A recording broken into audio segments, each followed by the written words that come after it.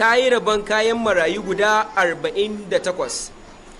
A yau kuma alhamdulillahi da ya zo kashi na uku, kuma a lokacin da ƙungiyar take cika shekara 5, ta na da kaya aƙalla guda 68 wadda ga suna a gabanku kuna kallo za su raba ma wannan marayu. Abin da zai taɓa muku zuciya nan shine, shin daga ina alma'awa take samun waɗannan ababe?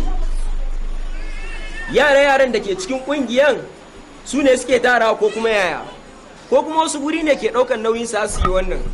Abin da zai ba ku mamaki shine mutanen da suke neman taimako, dan su kansu suna neman taimako. Idan da za ku ɗauki nauyin mutanen da ke cikin ƙungiyar alma'awa, su ma za su so, amma yau su suke da zuciyan. Ya Allah,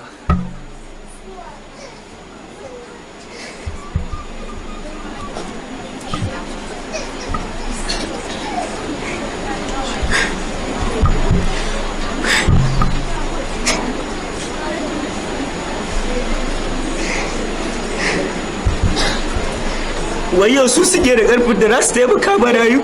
Kallon da suke ba yaran nan da ke nan gurin, su suke haɗa 5-10 don su taimaka marayu. Ku me za ku tsaya yi?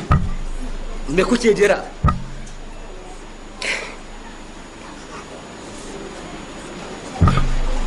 Kalubale ne ga waɗanda suke da hali wallahi, a ce mutum yana da